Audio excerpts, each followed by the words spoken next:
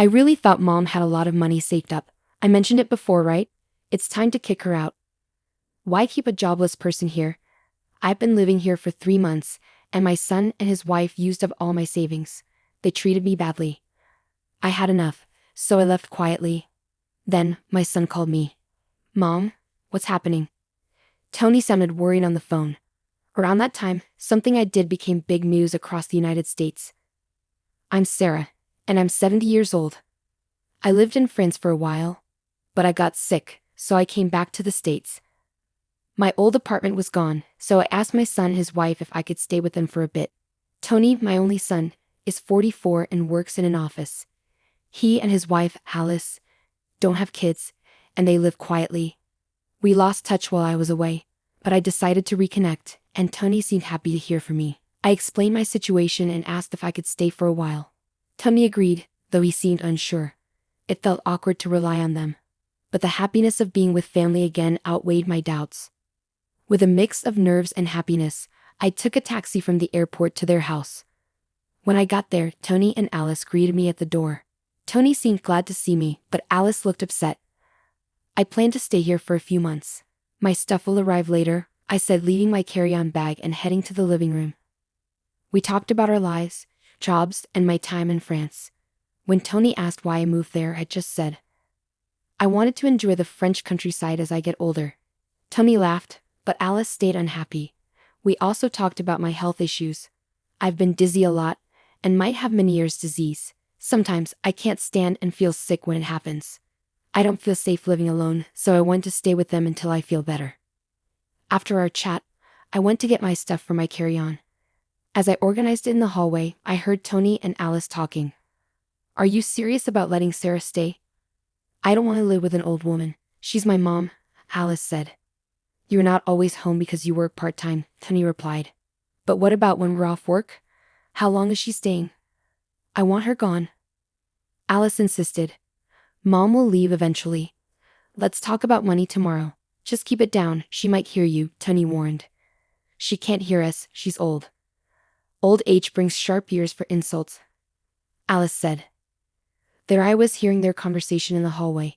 I felt bad for suddenly staying with Tony and his wife. It must be hard for them, but I'm happy to spend time with them after so long. When Tony was young, I raised him alone after my husband died. We didn't have much, and Tony faced difficulties with his health. This doesn't make up for that, but I came here to apologize and show gratitude.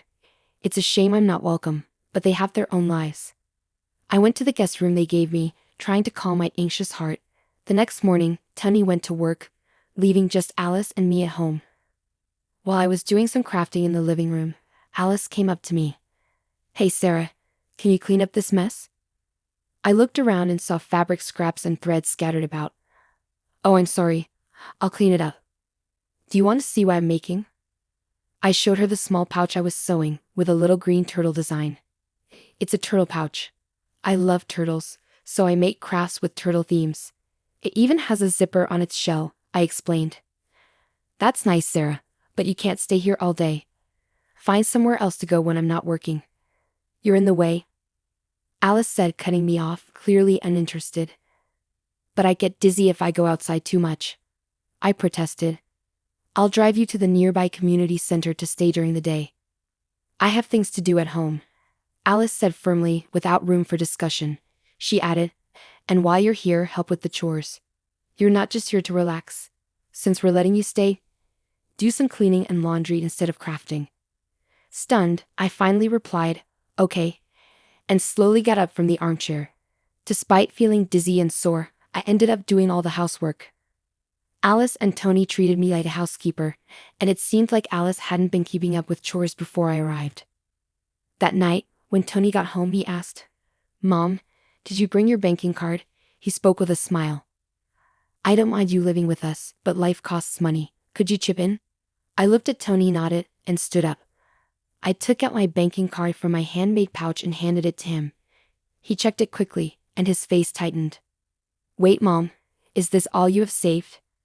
Any other accounts? I replied. That's all I have. I don't need much at my age. No chronic illnesses or anything. I smiled as the conversation continued, but Tony's expression darkened. This isn't enough money, not even $10,000. You said you were living well abroad, so I assumed. Tony kept pressing me, asking if I had more money. When I said no, he sighed and slumped his shoulders. Okay, I'll hold on to this cash for now. I'm doing you a favor by letting you live here, so this is the least you could do. After getting my account password, Tony took my bank and debit cards and left the room. That night, lying in bed, I could hear Tony muttering through the wall that separated our rooms. This is disappointing. I thought Mom was wealthy. Our household is actually struggling financially. We shouldn't have let her stay. We gain nothing from having her here. They sounded confident, talking openly in the next room. Maybe they wanted me to hear them. In my cold bed, I fought back tears of loneliness and sadness. The next day, since Alice had a day off, she drove me to the local community center. When I opened my bag to continue my crafting, I realized I forgot the fabric I needed at home. I hesitated to ask Alice to go back and get it. Luckily, my dizziness wasn't too bad that day, so I decided to walk home to fetch it since I knew the area well. As I approached the house, I glanced through the window and saw Alice with a man I didn't recognize. They seemed very close, and I hesitated outside for a moment before deciding not to interrupt them. It dawned on me that maybe they wanted me out so I wouldn't interfere with whatever was going on between them. Back at the community center, thoughts of Alice and the man kept swirling in my mind, so I decided to call someone for advice. From then on, I avoided bringing up the situation and continued interacting with Tony and his wife as usual. However, whenever I left the house, I made sure to leave a red turtle pouch conspicuously on the living room side table. 3 months had gone by since I moved in with Tony's family. By then, I had essentially become the household's maid. When I was home, I had to do endless chores, and when Alice was around, I was sent off to the community center. Most of my savings had been drained by Tony, who had a gambling addiction. He spent most of his free time on lotteries and slots, likely stemming from financial hardships he faced as a child. At first, I tried to talk to him about it, but it always ended in anger. After enduring 3 months of hardship, I reached my breaking point. One night before a long weekend, I decided to address something I've been pondering. Tony, Alice, I want to thank you for letting me stay with you. Tony, I know I caused difficulties for you when you were young due to our financial situation. I apologize for any trouble I caused, but I'm grateful. I presented a homemade turtle pouch from the table. It was green with a zipper on the shell. This is a token of my appreciation to both of you. I hope you'll accept it. To my surprise, neither Tony nor Alice showed any interest in my handmade gift. Mom, enough of that. Can't we access some funds from your French account or something? Tony suggested. I already told you, there's no more money. Look, I put a lot of effort into making this. Can't you accept it as a gesture of love? Remember how happy you used to be when I filled the shell with candy and a bit of pocket money? Tony's irritation grew. I'm not a child anymore. I don't find joy in receiving something like this, Sarah. How much longer do you plan to depend on us? Frankly, it's irritating. Tony and his wife exchanged a cold look, appearing desperate. I asked Tony, do you remember Joe? He helped us out in that old apartment we lived in. What? I don't remember. Stop bringing up old stories, Tony replied sharply. A heavy silence settled between us as I held onto the turtle pouch tightly, feeling the paper inside. The next day, Tony and his wife went on vacation, leaving me behind. After our conversation the previous night, I had already planned to leave the house. I quickly packed my bags with the arranged carrier and sent them off to my home in France. I made sure to include the red turtle pouch in my carry-on bag. Leaving a brief note of gratitude and farewell on the table, I walked out of the house where I had stayed for 3 months. After leaving the house, I didn't immediately return home. Instead, I stayed in a hotel in the US for a while. I had matters to attend to, and I figured Tony and his wife would reach out to me eventually. True to my expectations, about 2 weeks later, Tony called. Mom, what's the deal with the turtle pouch? It's yours, right? Tony's voice sounded frantic over the phone. Oh, you noticed? I replied calmly. I wasn't surprised when I saw the news on TV about the turtle-shaped pouch. Inside it was a check for $1 million. It was my way of expressing gratitude for all they'd done and apologizing for any trouble I caused them when Tony was young. Some might think it shallow to make amends with money, but I had dreamed of this day for over 40 years, saving up bit by bit. Before meeting Tony after so long, I did some research and discovered he was in debt. He had tried to clear his gambling debts by gambling more, only to sink deeper. Despite having a steady job, he couldn't break free from the cycle. I simply wanted him to pay off his debts and find peace. However, they refused my gesture, forgetting the kindness they had once shown my family. So I decided to split the $1 million check into smaller amounts and donate it to charities and welfare organizations across America. I placed the donations in a handmade turtle pouch and sent them anonymously. The turtle pouch became a sensation, making headlines and trending on social media. "Alice, isn't that the turtle pouch?" someone commented online. "Yeah, looks like it," another remarked. "Yes, that's the one. I was planning to give them filled with money too," I replied. "I see.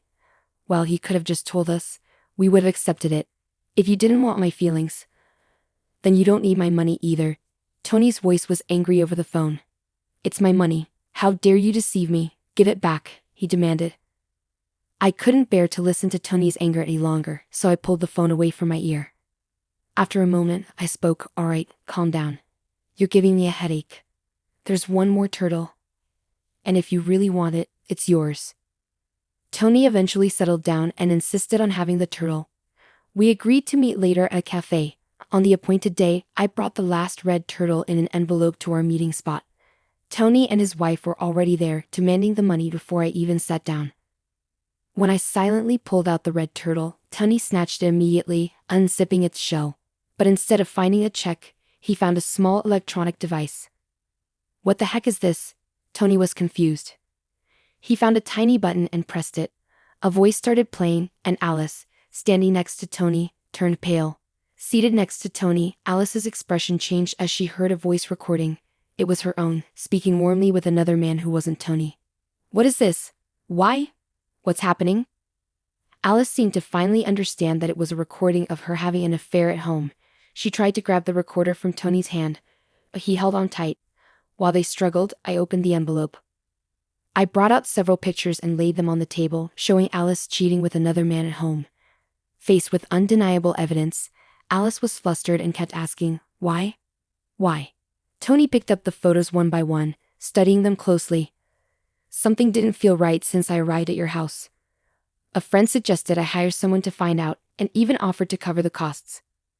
"Why would you do this? What's wrong with you?" Alice's voice trembled. "Well, you're my son's wife. It's heartbreaking to think family would deceive each other. Maybe you'll understand when you're older. Fate brought me here to uncover your infidelity, Alice. Have you been lying to me this whole time?" Tony's disappointment was evident in his voice. "Tony, when did this start? You have secrets too. If you're saying she cheated, you need to admit your mistakes," Alice argued. "I never cheated, but what about the money you owe?" Tony went quiet, and Alice took her turn to speak. "What about you spending all your money on gambling? I only use the money I earn, and you have a part-time job, so you should have some savings," Alice replied. As I listened to their argument, it was obvious this couple had been holding on somehow until now. "Both of you are broke. Tony, you owe $40,000. Alice, you've been giving all your earnings to your other person." "I had someone check your finances too," I'd interrupted. Both Tony and Alice were really surprised, and they started yelling at each other. I was stunned when I found out about the investigation results. This couple was really close to running out of money. "Listen, if we get Mom's money, we can pay off the debt, so just give it to us already," Tony insisted. "I already gave away all the money. The only thing left is this red turtle statue," I clarified. "He spent all my savings on gambling, remember?" Tony accused Alice. "What? No way. All of it?" Alice's eyes widened in shock. In a fit of anger, Tony lunged at me across the table. Other people in the cafe started paying attention, and the staff rushed over. "The $1 million was supposed to be mine." "It's mine. Give it back," Tony shouted. Soon, the police had to be called to calm Tony down. After they talked to him, they kindly escorted me back to my hotel because I was worried about Tony's aggressive behavior. A week later, Tony and Alice's relationship had fallen apart completely because of the affair and money problems. They got divorced. Tony, now single, got even more caught up in gambling and debt. He was caught trying to steal money from his job and was fired. To make things worse, His angry outburst in the cafe was recorded and shared on social media, making it hard for him to find another job. Unable to face the embarrassment, Tony cut off all contact and disappeared. After the divorce, Alice didn't have anyone to depend on, so she moved into an old public housing unit and lived alone. Just as I was about to make a donation to help rescue turtles, a post I made online joking about my own turtle went viral. Alice started experiencing harassment and stalking because of it, which eventually spread to her part-time job and got her fired. Even the man she was having an affair with got tired of her and left. Now she doesn't have any income and is relying on temporary assistance for needy families. After that, I went back to my home in France. Once I finished unpacking in my apartment, I changed into a dress smoothly. While I was going over some work documents, I heard a noise at the door. It seemed Joe, my roommate, had come back home. "Hey, Madam President. Welcome back. How was your trip to America?" Joe greeted me with a smile as he hung up his coat and put down his bags. "Hey Joe, I'm back, and look. I brought back so many souvenirs," I said excitedly. "Wow, all my favorites. Thanks. I'll bring some to the storytelling event at the community center tomorrow," Joe said happily. Joe carefully examined each souvenir on the table, his face glowing with delight. After we both got back on our feet, Joe and his wife moved away for work. Years later, we unexpectedly met in the city, and I started helping with a support program for people in need that Joe had started. By then, Joe's wife had passed away, and we began working together as partners in both business and life. I've been leading the organization since Joe retired a few years ago. What began as a small initiative by Joe and his late wife has grown into a large international organization over the past 30 years. Currently, our focus is on helping single moms raise their children. A few years ago, we moved to France to study their advanced support systems. While we become well known in France, we're still not widely recognized in America. I plan to expand our activities there soon and wanted to spend some time with Tony and his family just as a mother before they found out about my work. In the end, I couldn't get them to understand how I felt. But that's their decision. Even though it was brief, I was happy to spend time together as a family. Now at 70 years old, I believe age is just a number. There's still so much I want and need to accomplish. I straightened my back in my dress and began pondering my upcoming international speech for tomorrow.